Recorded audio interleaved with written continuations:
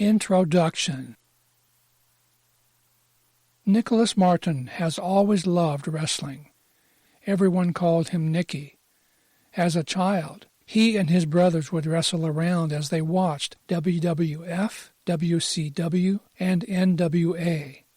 No matter how poor their lives were, wrestling would make it all better, even if it was for an hour. Nicky and his family were very poor. Every winter there was at least a month with no electricity at their home. Nicky was bullied starting at the age of 13.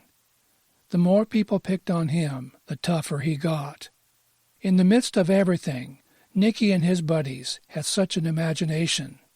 They made up their own wrestling in a little town in Illinois, mostly playing around except for the matches they had. They made their own championship belts out of cardboard and aluminum foil. By age 17, his toughness got him noticed by a small wrestling organization. Before he knew it, he was wrestling in Japan for $50 a night. Now this was not entertainment. This stuff was real. Nicky broke his nose several times and was on the injured list more than not. He got to the place that he would not let on that he was in pain. Nicky fought for a championship 3 times and lost all 3 times. 2 of those times were after he was sprayed in the eyes with a green mist by the champion. Now Nicky was back in the States, broke and broken. He heads back to the gym to see if he can resurrect those dreams of being in the big time on national television and pay-per-view as a professional wrestler. Chapter 1. Nicky walks in the good old gym he grew up in. The gym itself resembles a large unemptied trash can. The ring is extra small to assure constant battle. The lights overhead have barely enough wattage to see who is wrestling. After Nicky gets ready, he gets in the ring. There are 2 heavyweights, one white and the other black. The white wrestler is Nicky. He is 25 years old. His face is scarred and thick around the nose. Nicky wrestles in a slow, machine-like style. The black wrestler dances and bangs combinations into Nicky's face with great accuracy. But the punches do not even cause Nicky to blink. He grins at his opponent and keeps grinding ahead. The people at ringside sit on folding chairs and cry out for blood. They lean out of their seats and heckle the wrestlers. In the thick smoke, they resemble spirits. Everyone is hustling bets. The action is even heavier in the balcony. A housewife yells for somebody to cover a bet. Somebody heaves a beer can into the ring. The black wrestler says, "I'm going to bust his head wide open." Nicky's manager is watching from his corner. He is being assisted by a shriveled, balding man who is an employee of the gym. He works for Nicky without any enthusiasm. In the midst of the action, Nicky makes the sign of the cross. He was a former Catholic, but now a Christian. The wrestlers engage in battle. The other wrestler grabs Nicky in a clinch and purposely headbutts him. The headbutt opens a bleeding cut on the corner of Nicky's eye. Nicky becomes furious over the hit and drives a flurry into the man's body. Nicky slams the man on the jaw, and the other wrestler is out for the night. He pins him 1, 2, and 3. The fans throw garbage into the ring. Nicky ignores it. The announcer says, "Winner, Nicky Martin." Without display, Nicky climbs out of the ring and burns a cigarette from a spectator. The wrestler on the stretcher passes behind him. He watches for a moment and continues up the aisle. Before he even reaches the rear of the gym, the bell rings, and the next match has already begun. Nicky fades into the darkness of the rear of the gym. Nicky has nearly completed dressing and reaches into his locker for his stuff. Also in the dingy room are a dozen other wrestlers. Two taped and ready wrestlers talk shop in the corner. Another paces nervously. Two other wrestlers shadow box while stretching and spit nervously on the floor. The wrestler that Nikki has just defeated is drinking a beer and joking with three other wrestlers. Some of the wrestlers are smoking. The room is cloudy. A short man of 60 enters. He is dressed like a homeless drunk. He is the promoter. He says, "Nikki." Nikki looks up. The promoter steps over. $25 for the locker and corner man. $12 for the towel and shower. $7 for tax. The house owes you $52.50. The man peels off the money and departs. Nikki closes his locker, nods to the defeated wrestler, and leaves. Chapter 2. Nikki passes a sleeping wino curled in front of a dirty grocery store. Nikki drags the man into a protective passageway. Further down the street, Nikki pauses in front of the local bookstore. He peers into the dark store and sees a sad, huge cat sitting in the window. He mumbles to the cat and continues to the corner. A short while later, Nikki approaches his apartment, located in the most deprived section of a city in central Illinois. He kicks away the litter that has gathered against the apartment steps and enters. A single light bulb illuminates the gloomy passageway. Nikki enters. The one-room apartment is drab, with a torn wrestling poster of Ric Flair and Harley Race tacked on the wall. Nailed against the far wall is a mattress. The mattress is used to pound. Stuffing spills out of the center. Nikki drops his coat on the floor. Nikki starts to boil a pan of water on his hot plate, then flips on a cassette tape. The tape is playing opera. As the crackling music begins, Nikki picks up his hairbrush. Using it like a microphone, he mimes to the tape. He assumes the posture of a famous singer, singing to thousands of adoring fans. Then he switches into a bullish wrestling stance and throws several punches. Then he does an imitation of the famous nature boy, Ric Flair. Whoa! The water boils. Nikki soaks his badly swollen hands and feet. The next morning, Nikki passes the bookstore. The shop is not very prosperous looking. Nikki stops at this shop every morning. He sees a girl behind the counter and presses his face against the window and makes a silly impression. The girl nervously looks away. The girl behind the counter is Stephanie Nelson. She is not very attractive, but pleasant-looking. 35 years old, brown hair pulled back, light-skinned. She wears glasses. Nick runs into his buddy, Bill. Bill, see the match last night? Nicky, nah, I was in a match myself. Bill, Warrior beat the bum to pieces. Nicky makes it to Johnny's gym. Johnny's gym is surrounded by bars. Out front is a crowd of young singers among them. Two winos lean against the entrance. Nicky enters the gym. The place is nearly full. The sound of the beating of skipping ropes and a noisy ring of wrestlers flying around makes the room come alive, like it was a mindless piece of machinery. Over the loudspeaker, music blares out. The music adds a background to the clanging. The room is divided. 50% black, 30% Latin, 15% white, 5% other. As Nicky walks through the gym, many of the wrestlers pause to wave and yell greetings. The dressing room is lined with dented lockers. Wooden benches stretch across the room. Nicky goes to his locker. He tries to open it, but fails. He leans his ear against the lock and rolls the tumblers. Still, it does not open. He shakes the lock forcefully. No luck. Nicky is flustered and sits on a bench to ponder the situation. After a moment of deep thought, Nicky stands, seizes the bench, and smashes open the lock. Opening the door, Nicky is taken back when he sees a set of very flashy clothes. Nicky mumbling, "These ain't my clothes."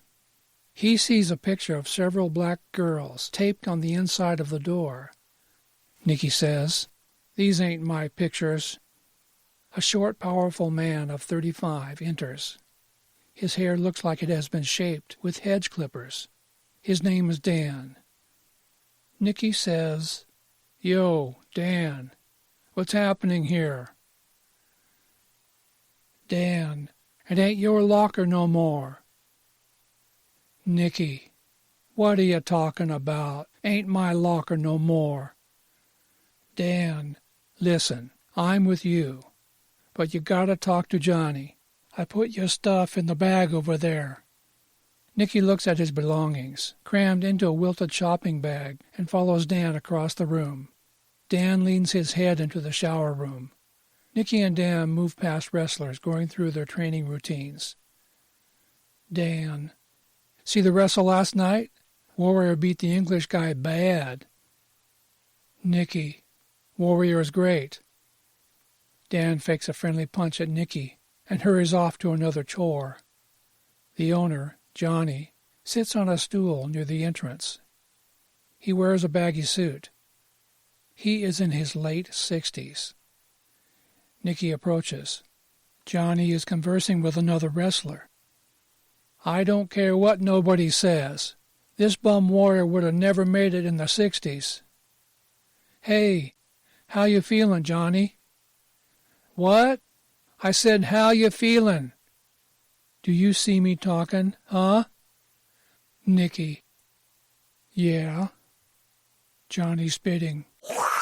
"Then stand there and wait till I'm done." "He's good. Yeah, he's real fine, but I got a boy.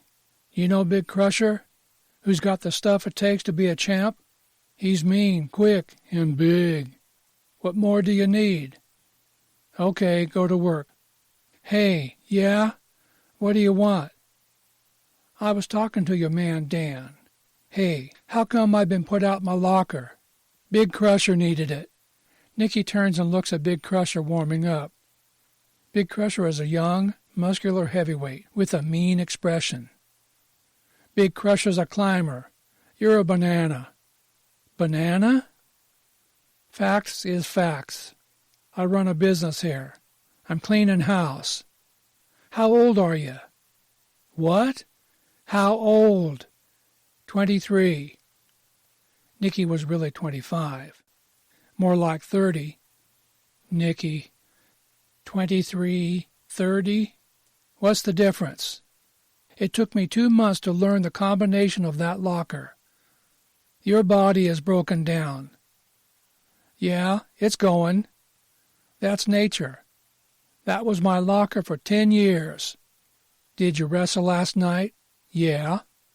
Did you win? Yeah. Who'd you wrestle? Mike Dudley. Dud, all right. He's a bum. You think everybody I wrestle is a bum. Ain't they? You want the truth? You got heart, but you wrestle like a monkey. Listen, I'm going to take a steam. Did good last night. Should have seen it. Hey, ever think about retiring? No. Think about it. Yeah, sure. Shrugging, Nicky moves away. Should have seen me wrestle. Did good, you know. At sunset, Nicky comes down the street and pauses at the bookstore. He is eating fried chicken out of a bag. He taps on the window with a chicken bone. Inside, Stephanie is arranging books on the counter. She hears the tapping, sees Nicky, and tenses. Nicky enters. Good night to catch pneumonia. It was 10 degrees out. Stephanie smiles slightly and moves behind the counter. Nicky. Aw, I came in here for something. Oh, yeah. Would you like somebody to walk you home? The girl wants to say yes, but a tremendous inferiority complex will not permit it. Nicky understands. Stephanie. Good night, Nicky. Nicky exits. Stephanie watches his departure with mixed emotions. Chapter 3. Warrior, his lawyer, and trainer are seated in an office of wrestling promotions. A successful promoter looks unhappy as he looks into the scowling face of Warrior. Lawyer. Are the doctor's reports confirmed? Promoter. Definitely. It says here, the number one contender has suffered a seriously cracked rib. Warrior. Come on, man. Promoter. I suppose we could cancel the match indefinitely if you are set on wrestling him. Trainer. It ain't just about the number one contender. What about the time Warrior's invested? Promoter. I believe we can find a solution. Warrior. Solution nothing. What about the match? Lawyer to the promoter. Don't play games with my client. Warrior has already done nearly $1 million worth of publicity. Trainer cuts in. 10 million's worth. Lawyer adds, and has made contractual obligations with over 20 different organizations. He doesn't want to be embarrassed. Warrior. You best find me another ranked contender, and I mean in a hurry, man. Promoter holding up some notes. I contacted several contenders, but they are all either not ready or wrestling somewhere else. Warrior. Then give me Lance Johnson. He's ranked 7th. Promoter. He's wrestling in Japan. Why not postpone the bout until the next big event, July 4th? Lawyer. The heck with 4th of July, man. 10,000 things will be going down on the 4th of July. Warrior wants to be first. Promoter. That may not be possible. Trainer. This man here is the star. Don't cause him to get upset. Now what? Warrior stands beneath a new wrestle poster and points to it. It just happened to be Nicholas Martin when he wrestled for the championship in Japan. Promoter. Warrior, I'm sure there's a way to salvage this. Promoter. All I can counter with is that I'm a good promoter. I've promoted in every country in the world, and I've tried to do the best of my abilities. Perhaps you're right, and no one wants to be beat. I don't know what else to say. Warrior. I do. Maybe what this match needs is something new. Now here's what's going down. Listen, 'cause I'm going to say this, but one time. On February 14th, I'm going to wrestle me a local poor underdog, okay? And I'm going to put his face on this poster with me. You hear? And I'll tell you why. 'Cause I like to give opportunity. And all the people in the country, man, and they'd like nothing better than me, Warrior, to let some unknown get a shot at the greatest title in the world on this country's day of love. Now that's the way I see it, and that's the way I want it. Promoter. It's very American. Warrior. No, man. It's very smart. Days later, back in the promoter's office, Warrior pores over a large record book. Warrior. How about this Billy Knight? Promoter. Bum. Warrior. How about this Big John? Trainer. Too old, dull wrestler. Warrior. I don't feel heat from the name. Promoter. Exactly what are you looking for? Warrior. This man. Everybody leans forward. Warrior continues. The kid Nicky Martin. He's my man. Promoter. Nicky? His record's poor. He is not a kid anymore. Warrior. Don't matter. That name. It's right on. Trainer. He won't last 15 minutes. Warrior. Listen, I'm going to carry this boy, then drop him. Trainer: I don't like you messing with him. He can take a lot of punishment and just doesn't know when to quit. Wrestlers like that do everything wrong. Warrior: I'll drop him when I'm ready. While Nicky was just sitting around with some friends, there was an argument over sports.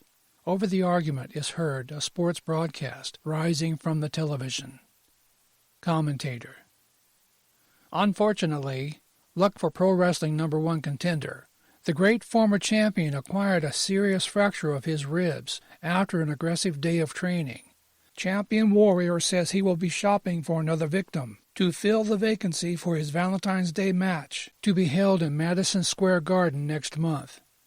By the way, rumor has it that this will be the most widely viewed sporting event in the entire world. And that includes Super Bowl, folks. Nicky finally got the nerve to ask out Stephanie from the bookstore. After walking and talking for hours, Nicky softly kisses the woman. Her arms hang limp. He puts more passion into the kiss, and she starts to respond. She embraces his neck. The passion erupts. She gives herself freely for the first time in all her years.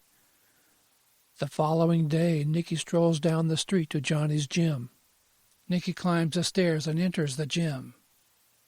In a matter of seconds, his presence is known, and the athletes stare in wonderment. The big black heavyweight contender, Big Crusher, throws down his towel in disgust and turns away. Dan quietly approaches Nicky. "Hey, Nicky, what happened?" "About what?" Johnny steps out of his office. "Did you get the message, kid?" "Message? What message?" Johnny pulls out a card from his pocket. He hands it to Nicky.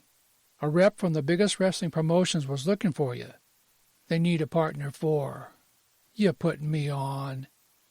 "Here's the card." "When was they here?" "About an hour ago." "Probably looking for a partner for a tag team." Nicky turns from Johnny and jogs out of the gym. Johnny, waste of life. Nicky steps off a bus. He hurries down the street. Every few steps he breaks into a trot. He enters a skyscraper. Nicky exits the elevator and enters the office of Pro Wrestling Promotions. The secretary is slightly startled by Nicky's excited expression. Secretary: "May I help you?" Nicky hands her the business card.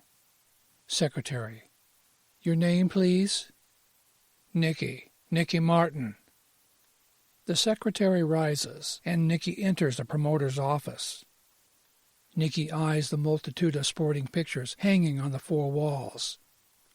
The secretary returns. "You may go in." Nicky collects himself and enters. The promoter warmly greets him. "Hello, Mr. Martin. I'm the head of Pro Wrestling Promotions. Please, have a seat." "Thanks." "Mr. Martin?" Nicky overriding. "Nicky." "Nicky, do you have any representation? A manager?" "No, just me." "Nicky, would you be interested in..." "Yes." "Excuse me? I know you need partners. I'm very available." "I'm sure you are." "Absolutely. Anything with the champ would be an honor." "What?" Promoter seems very amused. He lights a cigar. "Nicky, would you be interested in wrestling Warrior for the championship?" "Like I said, I'd make a great partner." "Did you hear what I said?" "Sure, and I'm smart enough to know that no partner should take cheap shots at the champ. He's just there to help the man." "Not partner. I'm asking whether you would be interested in wrestling for the championship." The weight of the statement comes crashing down on Nicky. For a long moment he becomes nothing more than a basket case as he ponders the statement. He half regains his senses. Absolutely." It was official.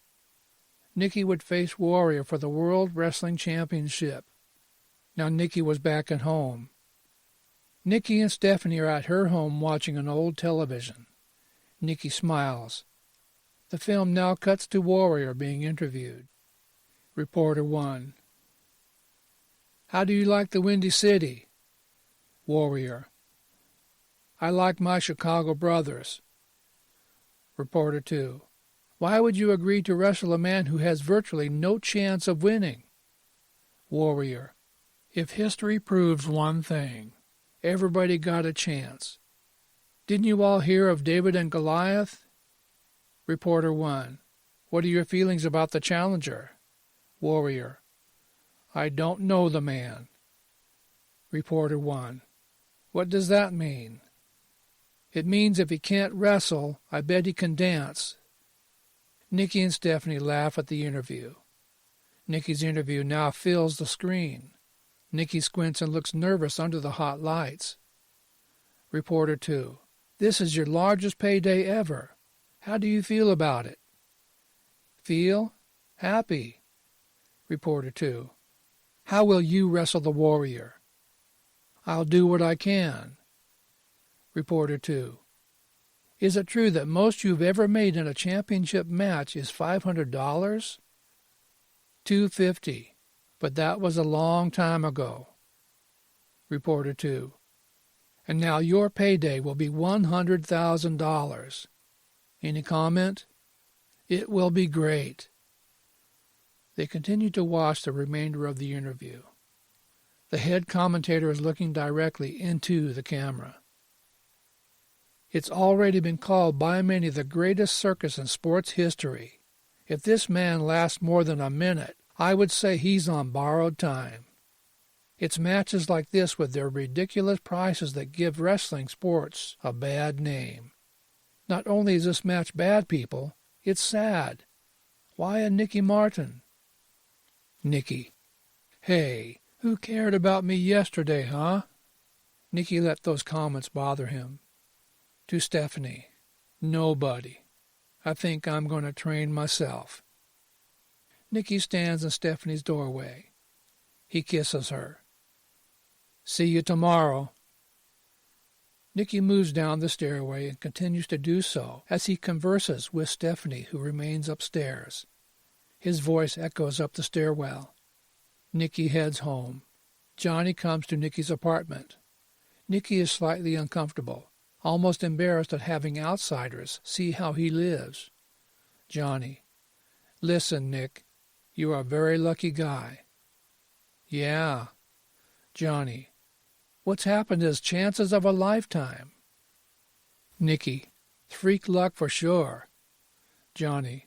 Look at all them other wrestlers. Real good boys. Good records. Colorful. Wrestle their hearts out for peanuts. But who cared? Nobody. Nobody ever gives them a shot at the title. Nicky uneasy. Luck is a strange thing.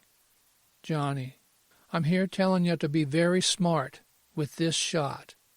Like the Bible says, you don't get no second chance. Johnny looks hard into Nicky's eyes. You need a manager, an advisor. I've been in the racket 50 years. I done it all. There ain't nothing about the world of wrestling that ain't in this head. Nicky, at a loss. Huh? Johnny deftly continues, becoming more engrossed every second. Look at this face. 20 stitches over the right eye, 30 over the left. My nose was busted 7 times. Yeah, you kind of remind me of me. You move like me.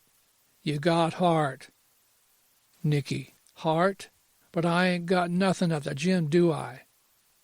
Johnny. I know this business, Nicky. When I was wrestling, it was the dirtiest racket going, see? Wrestlers like me were treated like wrestling dogs. Throw you in the pit. And for $10, you tried to kill each other. We had no management. Respect. I always dished you respect. Nicky. You gave Big Crusher everything.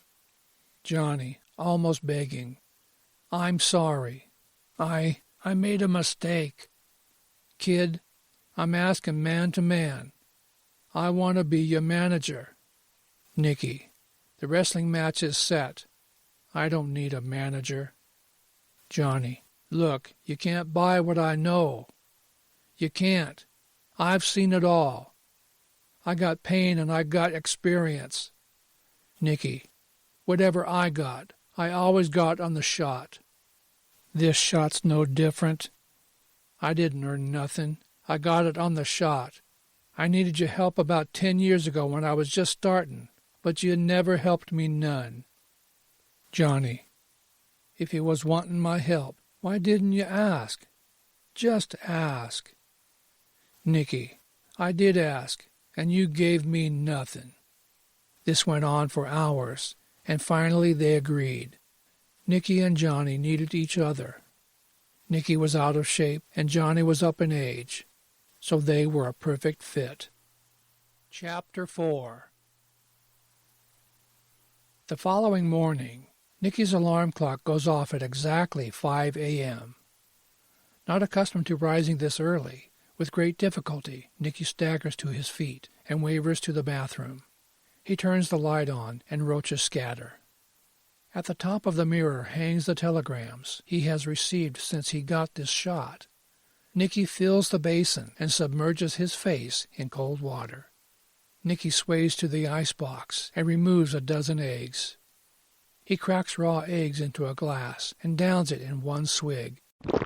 His body quivers. The eggs drip down his chin, and he wipes it off with his already stained sleeve. Nicky steps outside. He is dressed in a well-worn sweatsuit with a hood, gloves, and sneakers. It is pitch dark, and his steamy breath indicates to the cold.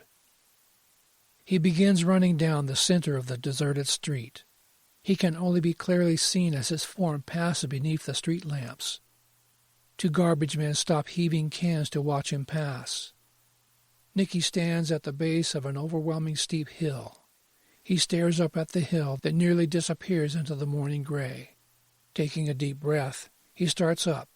From the start, he looks out of shape, and halfway up his legs give way.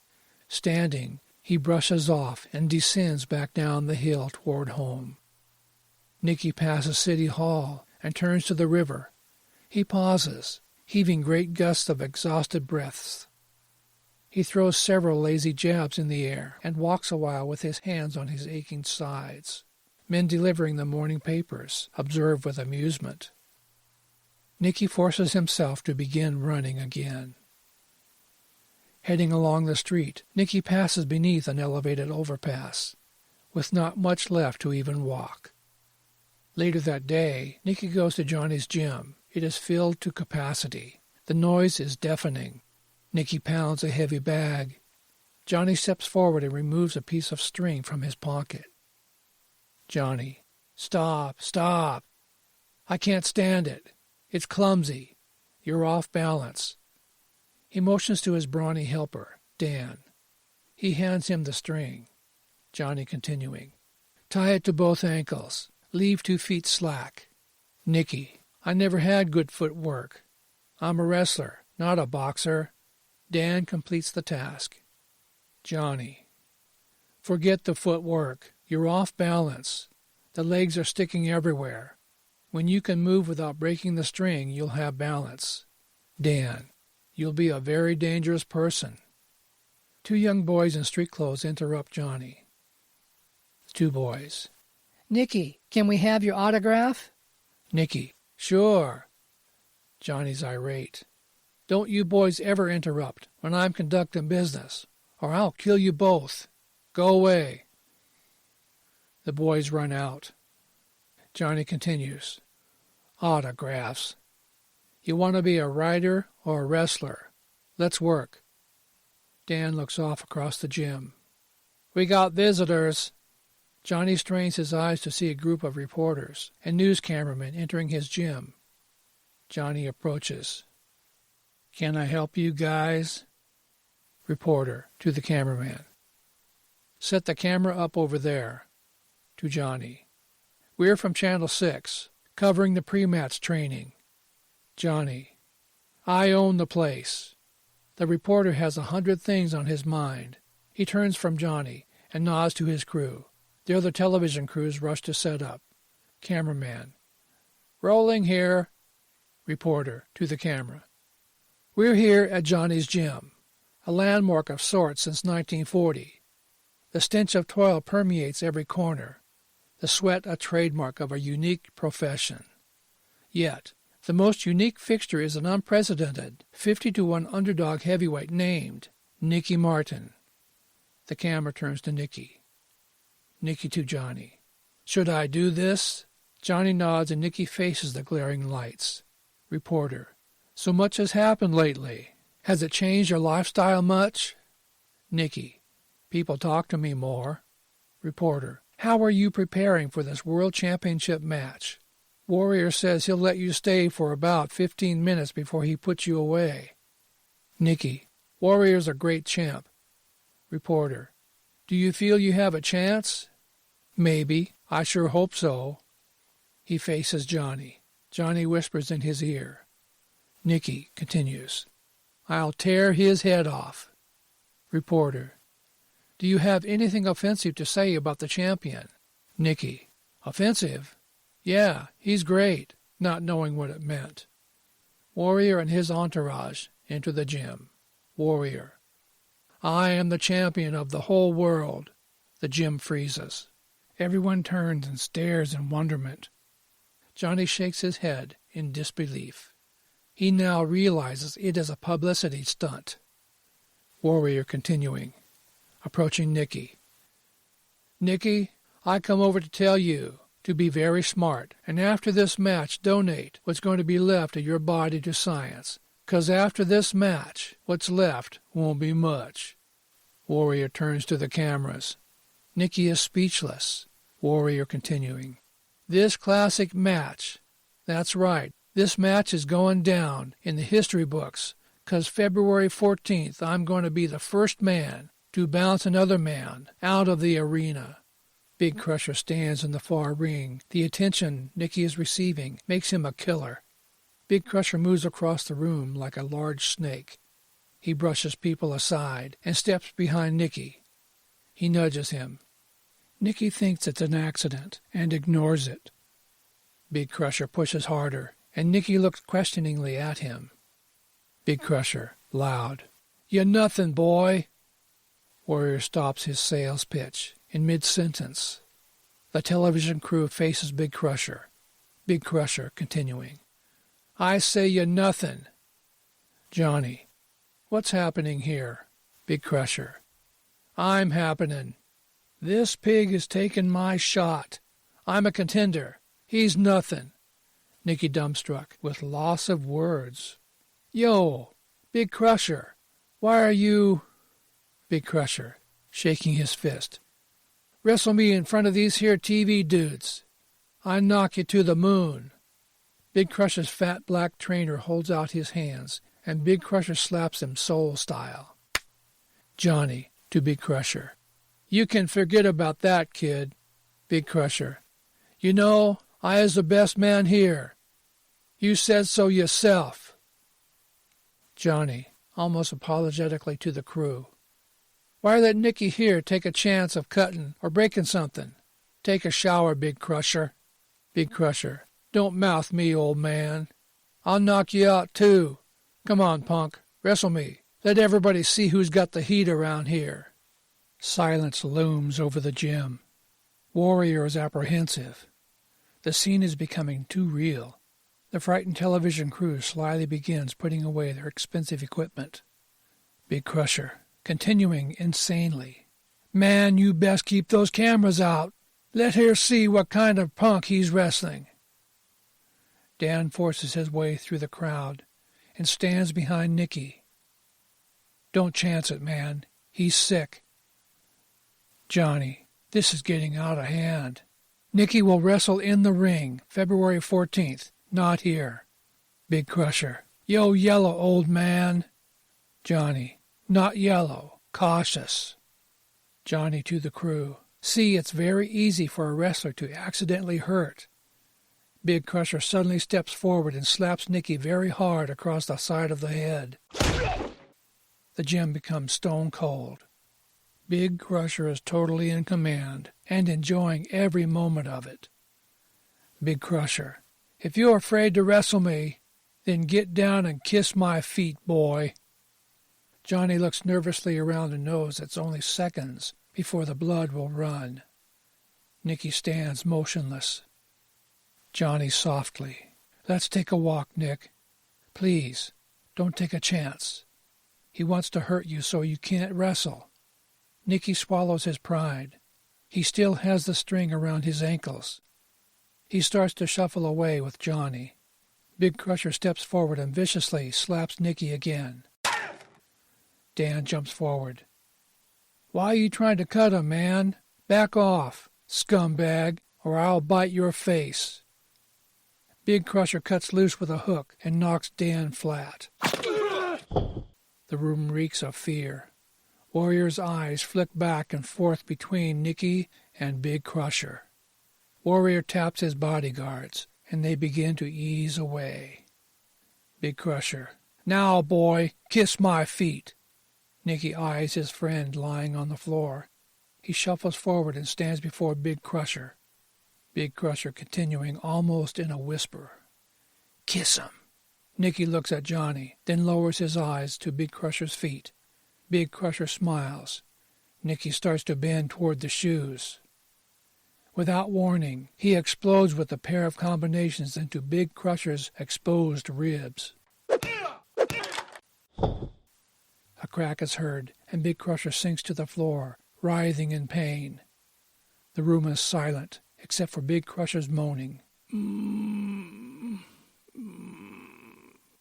Warrior is stunned by the scene. The gym has become a very gloomy place. He eyes Nicky with admiration and a hint of apprehension. He then leaves. Johnny is the first one to shake off the chill. He shakes his fists at the reporters and puts his arm around Nicky. "The kid's got cannons. Print that." The crowd disperses, leaving Big Crusher a pathetic and broken figure lying on a dirty floor. Chapter 5. They enter the depressing apartment. On the floor are at least 10 telegrams. Nicky scoops them up and tosses them aside. Next to the door is a pile of over 100 telegrams. Stephanie: "Don't you open them any more?" Nicky: "They either say, 'Kill the champ,' or 'Hope you die.' What you got in the bag?" Stephanie steps to the window. She pulls a pair of short but lovely curtains from the shopping bag. The colorful curtains glare in the dark room. Stephanie: "Like?" Nicky: "Sharp. Real nice." Stephanie: "Really? You don't think they're overly feminine?" Nicky: "No. Sharp. You look great." Stephanie smiles and pulls out a small wreath. Nicky smiles. His eyes show what he feels for this woman.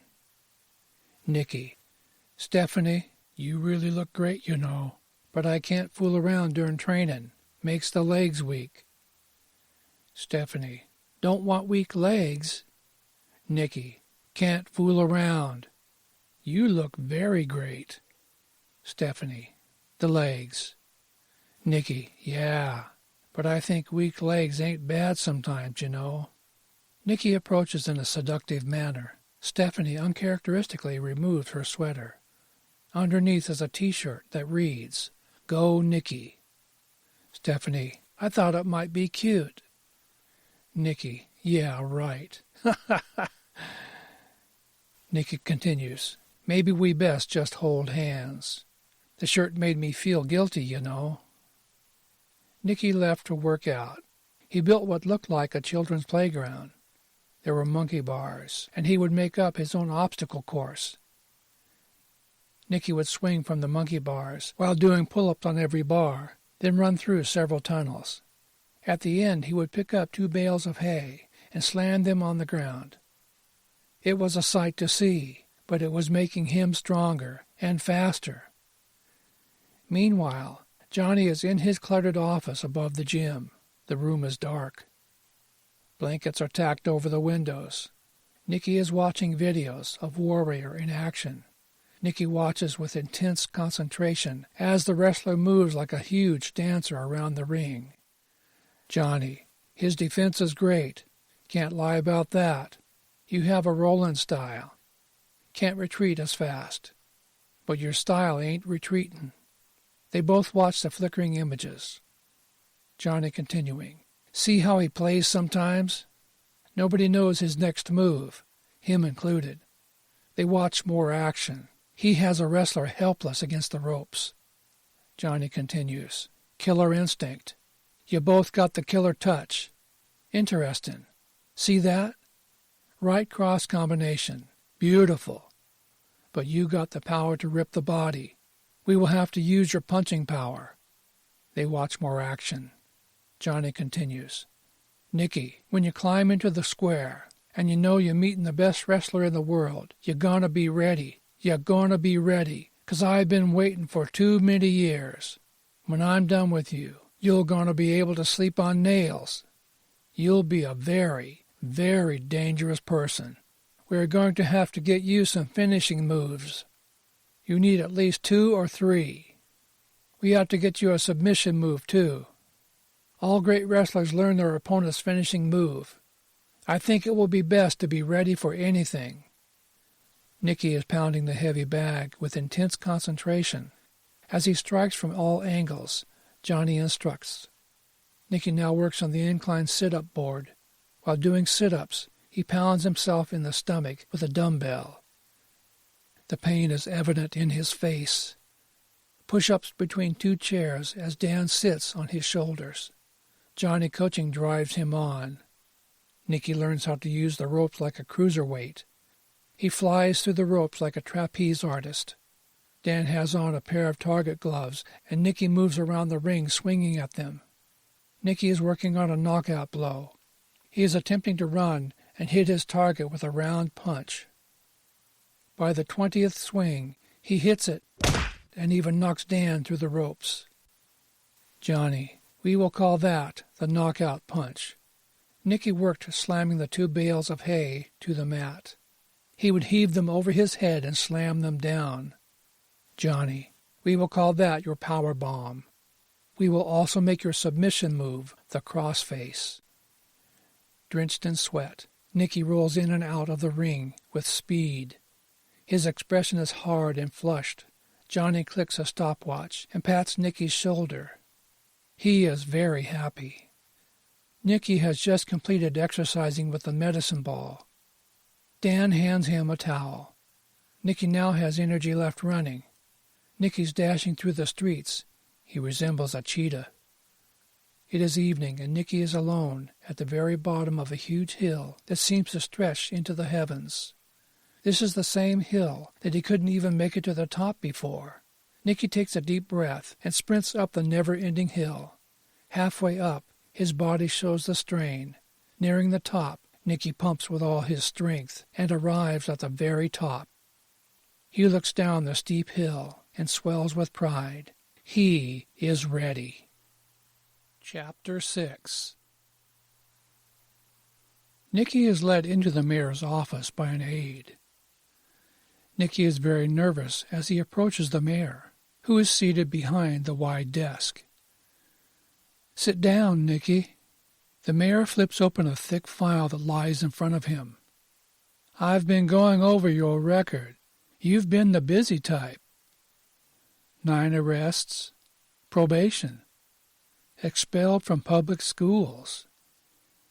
Nikki tries to sink into his chair. The mayor continues. I'm a very busy man, but I just wanted to remind you that you'll be setting an example for thousands of guys like yourself, and maybe start them off in a new direction and give our police force a break. I also hope you try your very best and bring pride to this city. Nikki responds with, I'll try. The mayor presses a button, and a photographer enters. The mayor motions to Nikki. Would you stand up, please? Nikki rises and the mayor shakes his hand. The picture is taken 3 times. The photographer exits. The mayor continues. Thank you for coming by, Nicky. Good luck. Nicky responds. Any time. Mayor, sitting. Wait. After the wrestle, you'll have nearly $100,000. What do you plan to do with it? Nicky smiles. Run for mayor. The mayor is shocked at first, but then breaks into a big, friendly laugh. Ha ha ha ha! And Nicky exits. Stephanie and Nicky are at his apartment. They are looking at new scrapbooks. Newsweek magazine headline. Nicky stands with mayor. Stephanie says to Nicky, do you realize everybody in this country knows your face? And after you wrestle everybody, the world is going to... Yeah. The telephone rings.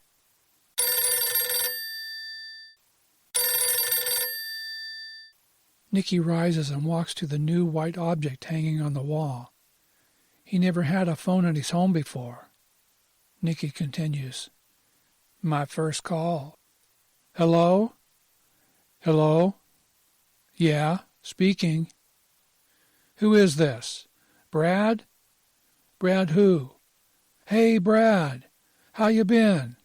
I ain't seen you for 9 or 8 years. Yeah, things are great. How's things with you upstate? You selling real estate? Hey, that's a good job. Yeah, I got an ad, Vince, but I bought ringside seats for the guys at the gym. I get the $100,000 after the match. Stephanie overhears the statement. Nicky continues. Yeah, I know it's a lot of money. Condominiums? Everybody uses them. Listen, I think a pet shop is a good investment, you know. I don't care about long hours. There's no depreciation. That don't matter none to me. Yeah, I like animals. Why don't you give me your number, and I'll call you back? Let me get a pencil. Nicky makes no motion to get a pencil. Nicky continues. Okay, what is it? Yeah. Thanks for calling. Sure, I'll get back to you, Brad. See ya. Nicky hangs up. Stephanie. What was that you said about a pet shop? Nicky. What? What did you say about a pet shop? I don't want you working for nobody else no more. Is everything all right? I gotta go out for a while. I just want to take care of you. Nicky grabs his coat and moves to the front door. Nicky arrives at Johnny's gym. He unlocks the gym's door. Nicky moves through the eerie shadows of the gym. Nicky moves across the gym and moves up the steps to Johnny's office. At the top of the stairs, he looks down at the ring, reflects for a moment, then enters the office. After turning on the lights, he quickly cleans the cluttered desk and starts up the video. He goes to the cabinet and removes a stack of videos.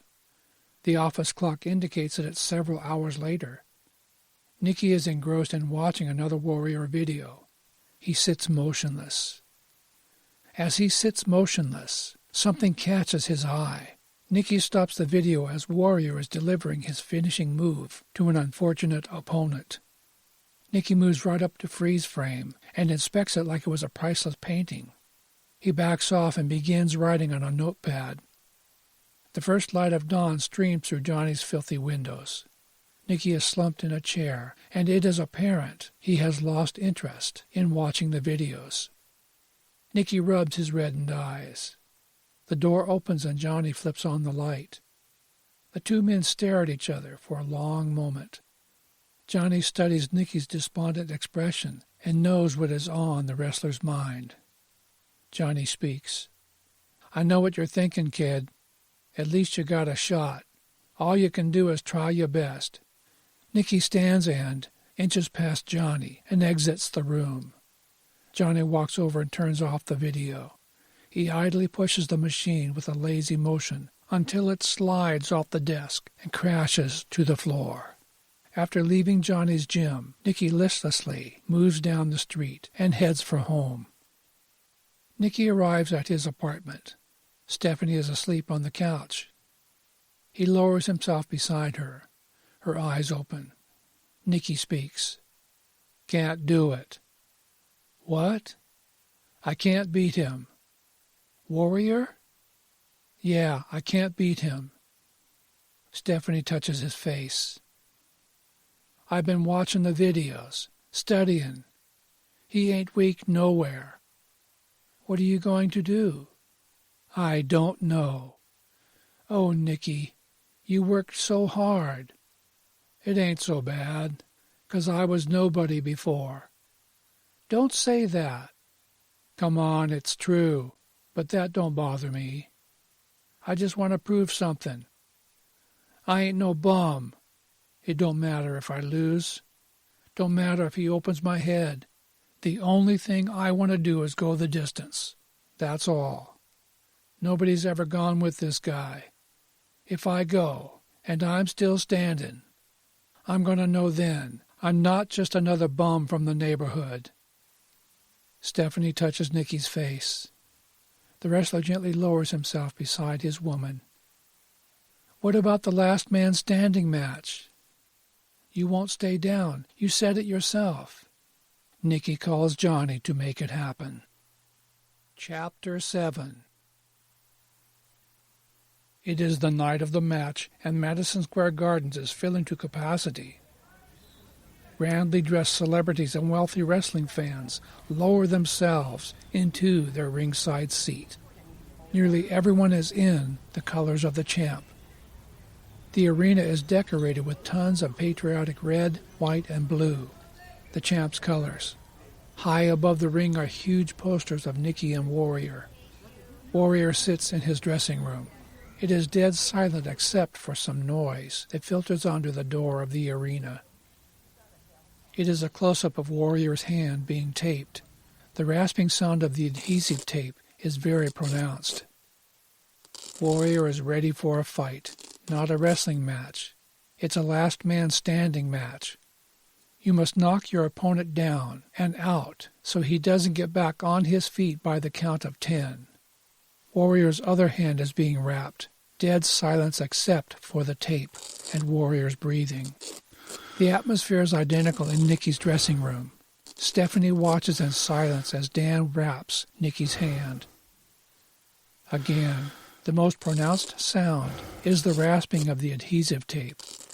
Nicky's other hand is being wrapped. The only sound is the tape and Nicky's mounting breathing pattern. Some drops are being placed in Nicky's nose. A heavy coating of Vaseline is applied around Nicky's eyes. Grease is smeared over Nicky's eyes. In the extreme close-up, several deep scars are seen. Everyone present is motionless, as Nicky is in the bathroom. Alone, Nicky is on his knee praying. Completing his silent prayer, he stands and looks at himself in the mirror. Suddenly a wave of emotion sweeps over him as he thinks that in a few moments he will face the most overwhelming challenge of his life. Out in the dressing room, the door opens and the guards lean in and nods that it is time. He leaves. Nicky steps out. Johnny speaks. It's time, kid. Nicky nods and moves towards Stephanie. Stephanie speaks. I'll wait for you here. Nicky nods and she kisses him. The wrestler leaves with his trainers. Stephanie is on the verge of tears. Nicky, Johnny, and Dan start down the long hallway. Up ahead are 3 security guards. Nicky rubs his bare shoulders. Nicky puts on the robe. Embroidered across the back, Nicky Martin. There are 2 ringside commentators sitting in front of a panel of closed-circuit televisions. Commentator 1. We would like to welcome our viewing audience to the Madison Square Gardens main event for the World Championship match, the first major event of the year. A point of interest is that the match is being beamed to more than 750 million fans in theaters in nearly every corner of the world. I would like to welcome my old friend and co-commentator for this evening's event, Todd White. Thank you, Jim. The electricity is everywhere tonight. Nicky Martin, a 50-1 underdog, is living a Cinderella story which has captured people's imaginations all over the world. From the increase in sound of the crowd, it appears the challenger is entering the ring. His record is 46 wins, 24 losses. Commentator 1. I only wonder if this man has the skill to go past 3 minutes. The odds say no. Nicky comes down the ramp, and there is a lot of mixed emotions. Some are shouting, Nicky, Nicky, Nicky, and others are saying, you suck. The champion enters to the ramp, and wow, what a combustible sound of enthusiasm. Commentator 2. You could go deaf with the noise. It undoubtedly means the champion, Warrior, is heading for the ring. Warrior is shouting, I want you! I want you! As he enters the ring to Nicky. The crowd loves the taunting. Warrior floats back to his corner. Johnny speaks. Don't let him get you tight. Nicky. What do you think this outfit cost? The announcer steps to the center of the ring. Ladies and gentlemen, welcome to Madison Square Garden's World Championship match. We are very proud to have with us 16-time World Champion Ric Flair. Ric Flair waves to the crowd and greets both wrestlers. The announcer points, and the timekeeper rings the bell. Announcer. Now for the evening's main event. In the corner, to my right, the challenger, at 195 pounds, Nicky Martin. In the far corner, weighing in at 210 pounds, the undisputed wrestling champion of the world, the Louisville Slugger, Warrior. The arena explodes, and he puts on a display of hand speed. The referee motions to both wrestlers. They step to the center of the ring. As the referee explains the rules, Warrior and Nicky stare hard into each other's eyes. The referee's voice fades, and the wrestler's expression fills the arena. Something soulful and frightening is being communicated. After the referee completes the rules. Now come out wrestling. The wrestlers return to their corners. Johnny says to Nicky, God bless you, Nick. Nicky replies, Thanks, Johnny. I'm going to try.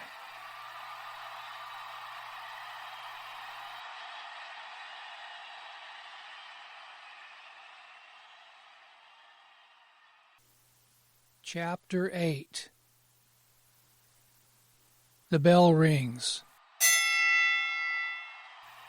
The champ dances forward and boxes Nicky as though he considers the man an amateur. Commentator 1. The champ stings the slower challenger with jabs at will.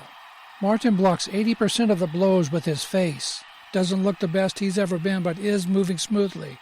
Snaps out of a triple combination that backs Martin into a corner. He then monkey flips Martin to the mat. Commentator 2. The champion is smiling and toying with the man, trying to give the fans their money's worth and make a show of it as he outclasses the challenger. Another left-to-right combination. The champ does his finishing move, the pedigree. Commentator 1. Martin is down. At the count of only 5, Nicky suddenly explodes with an upswing hook to the jaw, and the champ is dropped. The arena explodes. Eyes show disbelief. So does Nicky's. Nicky backs into his corner. Johnny and Dan yell at him. Johnny. You can do it. You got the power. The body. Get the body. You got him going. The referee counts. 6, 7, 8. Commentator 1. He's up. His playful attitude is gone. He is now all business. His lightning jab stings Nicky's face repeatedly. Warrior. Come at me, sucker! Nicky charges and a terrific right crashes against Warrior's chin, followed by an uppercut to the liver that causes the champ to cringe. Nicky bounces the champ off the ropes into a power bomb. Nicky's too impassionate to leave the champ down for the count. Warrior counts with jabs, and Nicky whips brutal combinations to the body. Nicky rushes out fast and furious. Warrior melts out a left hook that raises a goose egg over Nicky's eye. Warrior employs footwork that dazzles Nicky. He has class. He studies Nicky and employs his lightning jab with cutting accuracy. Still, Nicky shuffles ahead, bombarding the Warrior's midsection with hooks. The champ throws Nicky around like a bag of potatoes. It nearly ends when Warrior assaults Nicky with blinding combinations and delivering a stupendous right cross close line that flings Nicky into the ropes and shatters his nose. Warrior stands in the corner and jokes with the fans, but he is beginning to show the strain from the body punches. Warrior yells out, "Man, I rearranged his face with that right. The people love what's happening tonight." The medical staff checks Nicky's nose, and sure enough, it is broke. They try to cancel the match, but Nicky just says, "No, I'm wrestling." The commentators are caught up in the action. They speak rapidly into their microphones. Commentator 2. "If you had asked anyone who knows wrestling, they never would have predicted this. Nicky has a chance." Commentator 1. "Warrior comes out dancing. He skips and sidesteps Nicky's sledgehammer hook. An expert ring general. Warrior uses the ring fully. Nicky keeps tearing in and meets the bombing attack that causes thick swelling. Nicky fires a penetrating punch to the heart." Commentator 1 continues. "Warrior almost sprints out of the corner, feigns and throws a pair of left-right combinations. Martin drops beneath a left uppercut and lands a very solid shot on his temple. Not much movement from Martin. Duck a left, a right, another left, and explodes with a right hook to the temple. I mean explodes. The champ backs off." Commentator 2 cuts in. "There's no way Warrior expected this kind of hitting power." Commentator 1. "No way, but the brilliant ability of the champion to master situations like this is one of the most outstanding traits." Tosses a perfect right hand that nicks Nicky. On the offensive, Martin takes the punishment and counters with the left flush over the heart. That hurt. The wallop knocks Warrior off balance. Nicky releases a terrifying uppercut that opens a gash under his eye. Face contorts with excruciation. Nicky follows with a clothesline. Warrior staring at Nicky. "That man's taking his job too serious." Commentator 1. Nicky's face is in very bad shape, not cut, but wretchedly swollen around the eyes. Meanwhile, Stephanie is unable to remain alone. She is lured by the growing roar of the fans. She exits the dressing room.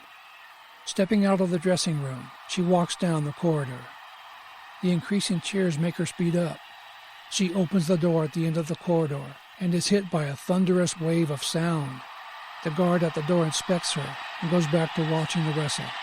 Stephanie stands at the rear of the arena and watches the battle. She is engrossed by the power of it all. Back in the ring, Nicky keeps grinding ahead. He plants a thumping left over the champion's heart and gasps. Nicky is game, but losing. The men are wrestling with appalling tenacity. Nicky rips and tears into the body. Warrior counters with a ceaseless stream of windmill-like lefts. The challenger is seriously outclassed. Nicky wades in and employs incredible footwork. The champ sets himself and cuts loose with a thunderbolt right cross to Nicky's already broken nose. Blood sprays from the wound and red droplets drip from his chin. Nicky takes a merciless beating and is staggered by a torrent of combinations. Nicky's eyes are closed, but the champ cannot drop him. The commentators shift in their seats. Commentator 1 responds, "Without a doubt, this is the most punishing brawl I have ever seen. The ringside audience is spotted with blood. The champ has never been pushed to this limit." Commentator 1 continues, "This match should have been stopped long ago, but Nicky Martin refuses to fall." Commentator 2 cuts in. "Not only has he refused to fall, but he has beaten the champion's body without mercy, and the match has become a vicious slugfest." Johnny yells at Nicky, Want to keep going? Nikki, would you keep going? Johnny, yeah. At the rear of the arena, Stephanie looks transfixed at the ring. She is caught up in the heat of the battle. Stephanie bows her head in praise. Nikki bores in close, but the warrior still has spring in his legs. He seems determined to end it this round. Warrior catches Nikki flush on the jaw. Nikki is staggered. Like a beast, Warrior cuts loose with pure savagery. Nikki is driven against the ropes and receives a devastating beating from the champion. Nikki is dropped. The champion picks up Nikki and gives him yet another finishing move, the pedigree, and then gives him another one. That is 2 pedigrees in a row. Nikki lies stunned in the middle of the ring. Everything is a distortion. He looks for familiar faces as though to ask for help. Johnny screams frantically for him to stay down. The referee counts. 6, 7, 8. Nikki gets to his feet and tenses with renewed energy. He is like a wounded wild animal. The tide suddenly turns. Nikki drops low and catches Warrior with a pair of terrific body punches that seem to drive Warrior's diaphragm up to his throat. A crack is heard. A glaze of pain covers Warrior's eyes. It is only with supreme effort that keeps the champion upright. Warrior is badly hurt. He is bent over. Nikki moves towards Warrior. Warrior flicks dread jabs into Nikki's eyes. Nikki wades in with punches that seem to cause Warrior's back to take the punishment. Nikki gives the champ yet another power bomb and then puts a cross-face submission move on. It's a last man standing match. Even if the champ taps out, it won't be over until a 10 count. The champ is tapping, but the bell won't ring. Nikki releases the hold. The blood is running from Warrior's mouth. From his knees, he leans over Nikki, and blood drips down Nikki's neck and shoulders as the champ climbs up Nikki's worn body. Warrior to his manager. Ribs broke. Blood trickles from the corner of Warrior's mouth. The trainer feels the ribs. You're bleeding inside, man. Warrior, don't stop anything. This guy was a nobody. I have to finish it. The trainer, don't kill yourself, man. Cover the ribs. Look here, elbow right, tight. Tight, stand straight. You're the best, you're the best. Nikki no longer resembles himself. His face has completely been beaten to jelly, but his mood is buoyant. Nikki is approaching the supreme moment of his life. He cannot be bothered with pain or doctors. Everyone is distraught over Nikki's dangerous condition. Nikki and Warrior are back in the middle of the ring. Warrior moves cautiously out of his corner and circles to Nikki's right. The commentators stare in awe at the wrestlers. This stuff is for real. It's not about entertainment anymore. It is about the World Wrestling Championship. Commentator 1. The wrestling has slowed down to a near standstill. The champ circles to Nikki's right. The spectrum is nearly silent. Neither wrestler has made a motion to throw. I've never seen anything like it in 63 minutes of the championship match. Warrior spits blood on the canvas. It appears he is protecting his right side. His ribs were probably injured. It's confirmed, unofficially. His ribs may be broken. Warrior fakes a left and throws a big tired right. Martin attacks with one hand. Warrior throws a fake punch, and Nikki falls for it. The champion unleashes the lethal blow to the side of the head that jolts Nikki into the first row. Nikki sags on the barricade in a crucified position. The insane crowd leaps to their feet. Nikki's bloody teeth snarl at Warrior, and he waves him to come ahead and wrestle toe-to-toe. Warrior obliges with a weary but effective burst of rights and lefts that have knockout written on every punch. Nikki counters the assault blow for blow. Blood sprays over the ropes and onto the ringside photographers. They are horrified and wipe away the blood. The wrestlers stand toe-to-toe and drag every remaining bit of strength from their souls and beat each other without mercy. They look like they are in a trance and have entered a dimension far beyond blood and pain. Nicky moves as the champ swings a hefty right hook and catches the champion in his own finishing move. It's a pedigree. The count is long and slow. The referee is exhausted. Referee counts. 1, 2, 3, 4. Nicky is leaning on the ropes. 5, 6. The champ reaches for the ropes. 7, 8, 9. The champ falls from his knees. 10. The arena explodes with thunderous approval. The managers rush to their collapsed wrestlers. In the midst of all the confusion, both wrestlers look at each other with blatant respect. They stand like blood-drenched gladiators on the most dramatic night of their lives. As though reacting to some unspoken command, they both step towards each other and embrace. Warrior whispers in Nicky's ear, "Welcome to the big leagues, son." Johnny comes over and separates them and leads him back to his corner. Johnny embraces Nicky. The announcer enters the ring with a microphone. "Attention, please. Attention. Ladies and gentlemen, tonight we have had the rare privilege to have witnessed the greatest exhibitions of stamina and guts ever in the history of all sports." The crowd roars. The announcer continues. "Ladies and gentlemen, the winner and new World Wrestling Champion, Nicky Martin." Nicky sorely smiles and looks at the waves of cheering fans that circle the ring and reach out towards him. Johnny grabs Nicky's hand and raises it. The crowd roars. Johnny and Nicky look at each other and grin. Johnny hugs Nicky like a son. Johnny raises Nicky's hand again. Nicky stares across the ring at Warrior. The two men lock stares that reflect admiration. Warrior climbs out of the ring, and the fans crush forward screaming his name and waving red, white, and blue banners. Nicky also climbs out of the ring, and waves of frantic, well-wishing fans rumble forward. Johnny's eyes show mounting appreciation as the fans become abnormally active. Nicky and Warrior's fans are aggressively competing against each other, chanting. Nicky's fans counter by bellowing, "Nicky! Nicky! Nicky!" Finally, Stephanie presses through the crowd. "I love you! I love you! I love you!" The two are swept along into the greatest night anyone can remember.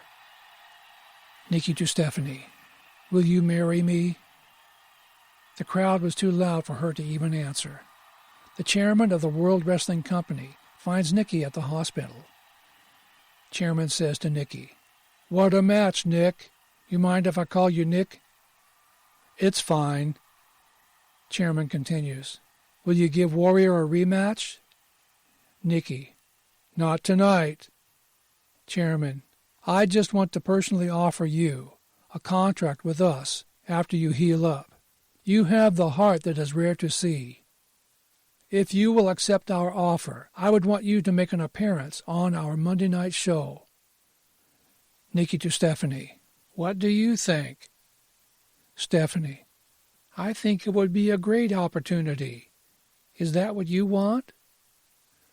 Nicky to Chairman, "Well..." The end. The questions remain. Will there be a rematch? Will Nicky be at the next Monday night show? Will Stephanie and Nicky get married? Will Nicky accept the contract offer? Recommended books by Bill Vincent. Overcoming Obstacles. Glory, Pursuing God's Presence. Defeating the Demonic Realm.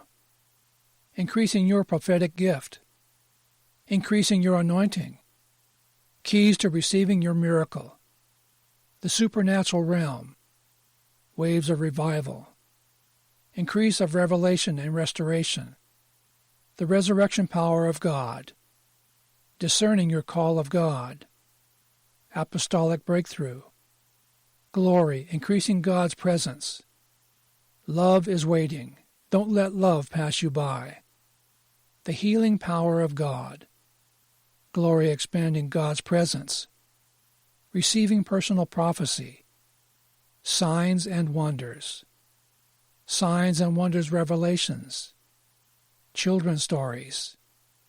Rapture revelations. The secret place of God's power.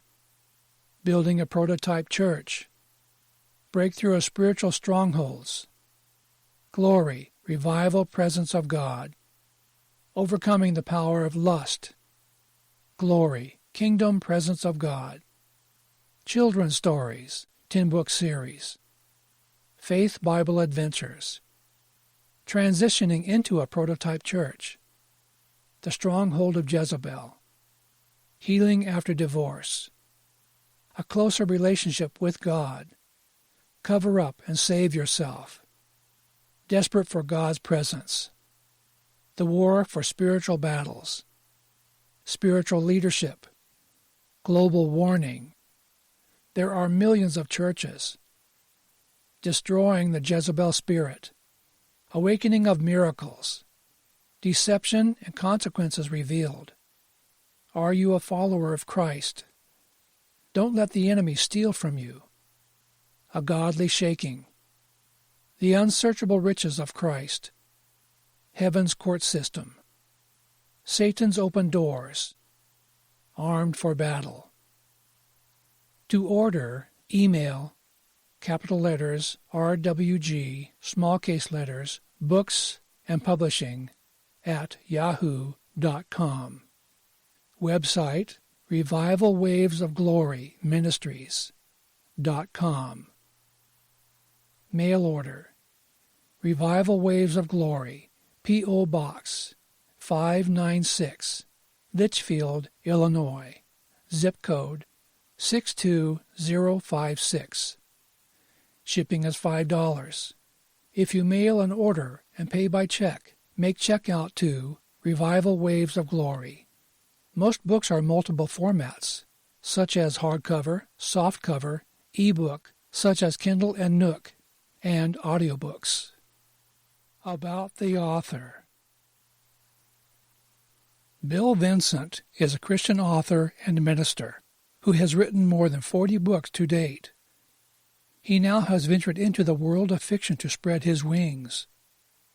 Whether you love this work or not, Bill is doing what he loves to do. Writing, preaching, and help many to publish their very words into print. We hope you enjoy this passionate book about hopes and dreams, and where one man gets the breaks to maybe see them fulfilled. Bill is the founder of Revival Waves of Glory Ministries and Revival Waves of Glory Books and Publishing.